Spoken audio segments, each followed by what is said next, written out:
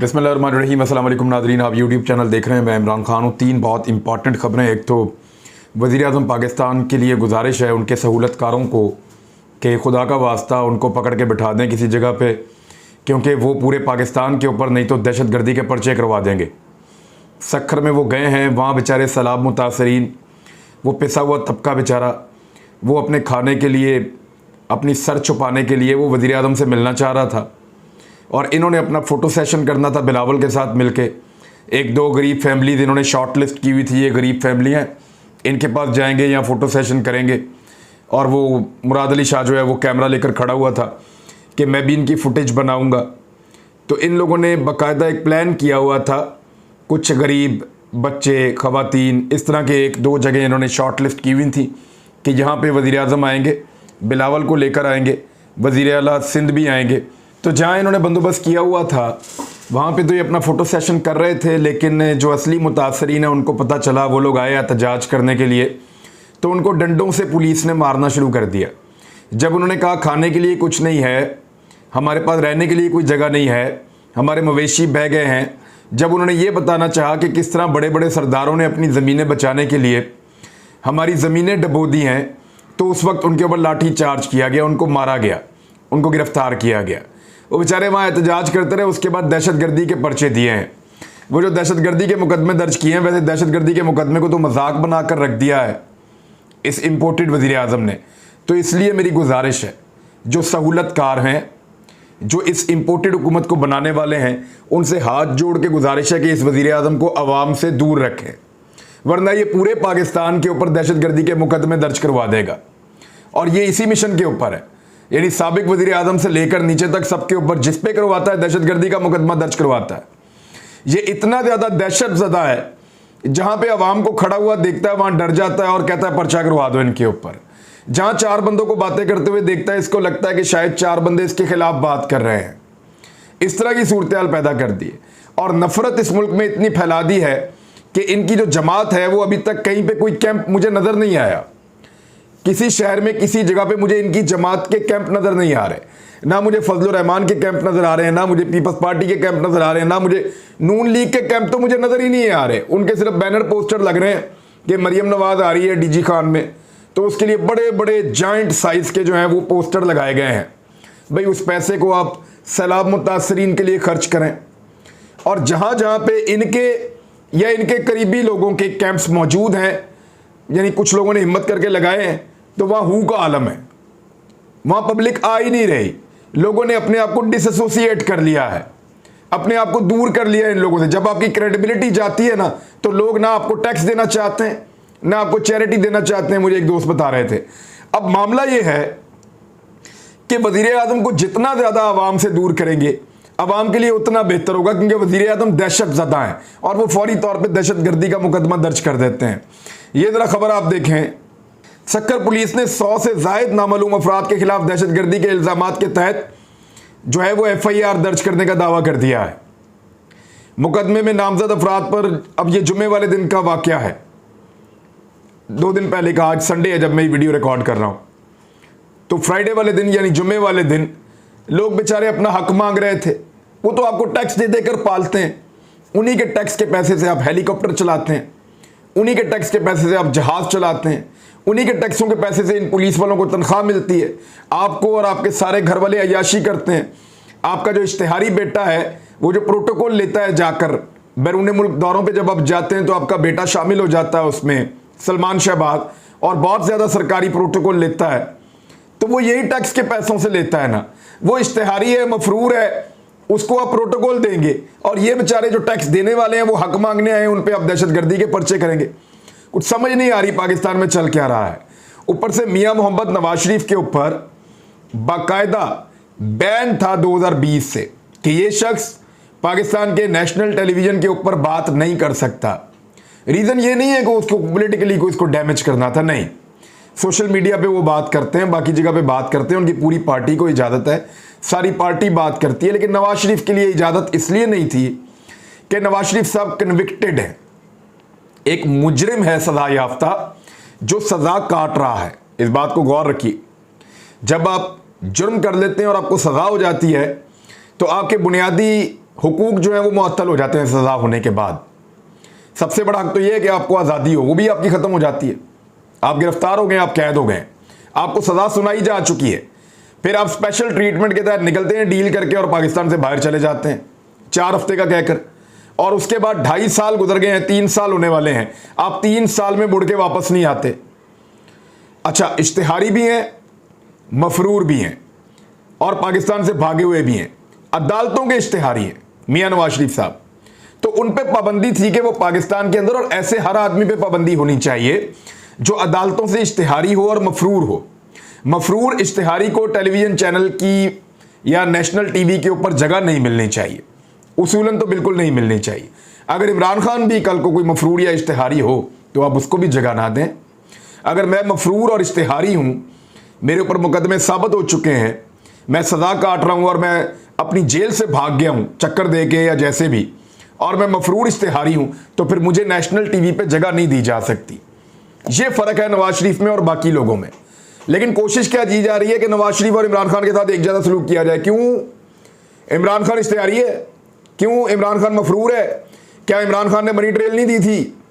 यानी इमरान खान के ऊपर तो उस नौइयत का कोई एक एलिगेशन भी नहीं है, सज़ा होना तो बहुत दूर की बात है। तो मियां नवाज शरीफ को दोबारा पाकिस्तान टेलीविजन ने ऑन एयर कर दिया पैमरा की पाबंदी के बावजूद। यानी एक तरफ एक आदमी पे पाबंदी है जिसके ऊपर कोई पाकिस्तान में इस नौइयत का केस नहीं है, कुछ साबित उसके खिलाफ नहीं हुआ, ना वो मफरूर है, ना वो इश्तिहारी है, हर अदालत के सामने आकर पेश होता है, ना वो पाकिस्तान से भागा हुआ है, उसको कहते हैं आप लाइव नहीं दिखा सकते। और एक तरफ दूसरा एक आदमी है जो जमीन आसमान का फर्क है, मफरूर भी है, इश्तिहारी भी है, भागा हुआ है पाकिस्तान से, अदालतें उसको ढूंढ रही हैं, इश्तिहारात उसके छप रहे हैं, और वो आपको कहां मिल रहा है? नेशनल टेलीविजन के ऊपर। पाकिस्तान टेलीविजन ने उसको दिखाया, उसकी तकरीर को सुनाया, और ये सैलाब के बहाने किया गया है। यानी सैलाब के बहाने मियां नवाज शरीफ को जो है वो ऑन एयर किया गया है। लेकिन पूरे के पूरे पाकिस्तान के मीडिया को उससे पहले प्लान किया गया था, पूरे के पूरे पाकिस्तान के मीडिया को तैयार किया गया था कि जैसे ही नवाज शरीफ ऑन एयर आए आप सबने दिखाना है। जानबूझकर पाकिस्तान की तमाम स्क्रीनों पे दिखाया गया है। यह साबित करने की कोशिश की गई है कि यहां पे ताकतवर का कानून होगा। अच्छा, नवाज शरीफ को ऑफ एयर क्यों किया गया था? जिस वक्त ये ऑफ एयर हुए थे तो उसका भी रीजन आप सुन लें। यानी आरिफ हमीद भट्टी, जिसके ऊपर कोई पर्चा, कोई मुकदमा, कोई करप्शन, कुछ नहीं, वो ऑफ एयर है, मैं भी ऑफ एयर हूं, साबिर शाकिर ऑफ एयर है, अरशद शरीफ ऑफ एयर है।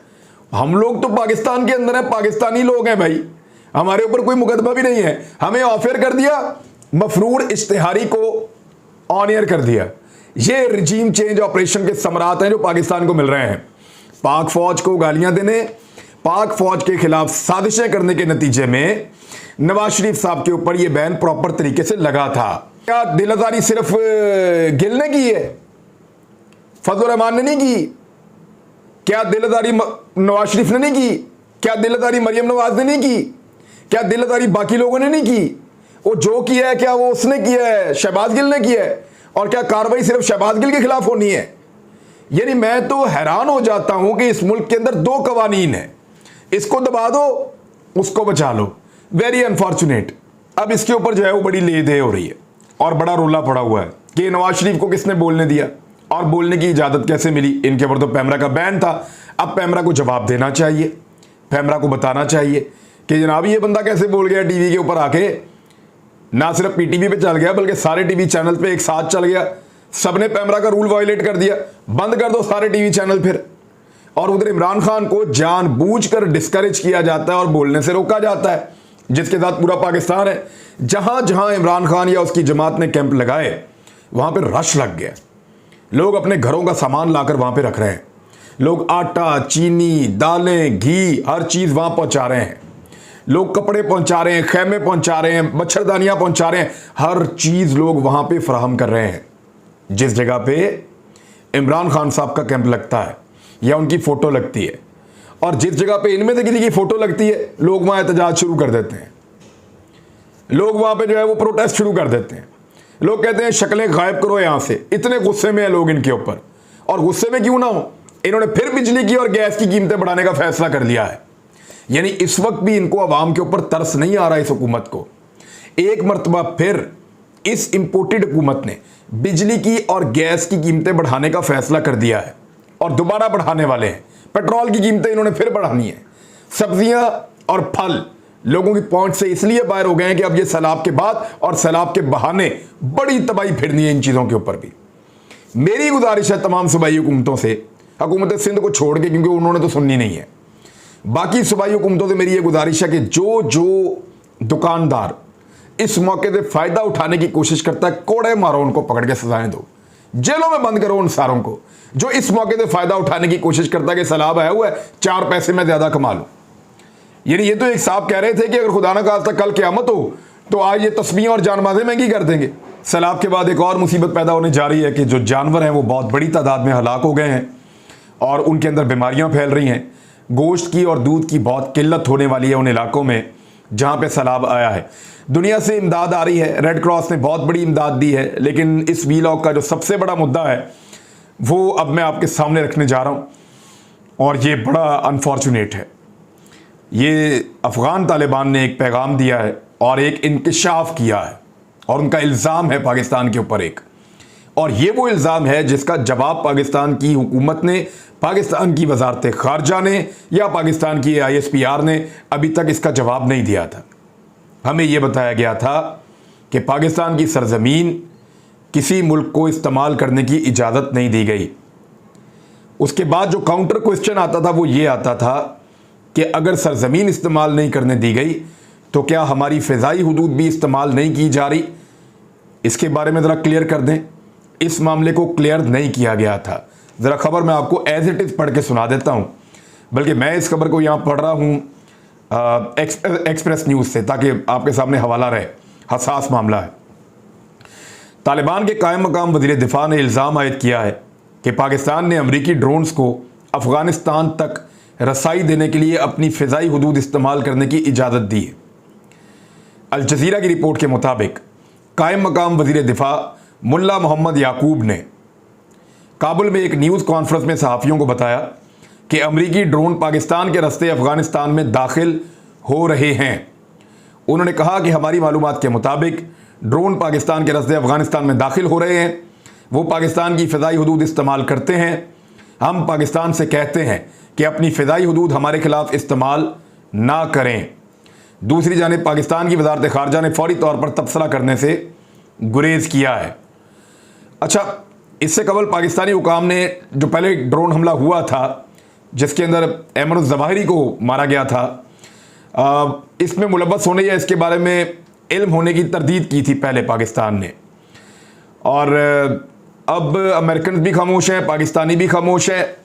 लेकिन अब तालिबान बोले हैं और उनका ये क्लेम है कि पाकिस्तान की फ़िज़ाई हुदूद इस्तेमाल हो रही हैं अफ़गानिस्तान के अंदर ड्रोन्स को पहुंचाने के लिए।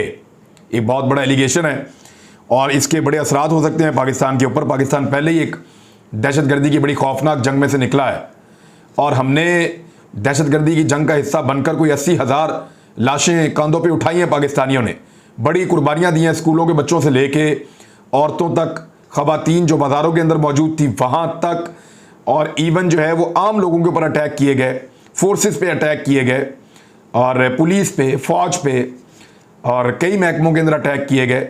हमारे सियासतदान जो हैं उनको भी जाँ बहक हुए, वो शहीद हुए। तो ये सारी लड़ाई के अंदर पाकिस्तान ने बड़ा नुकसान उठाया है।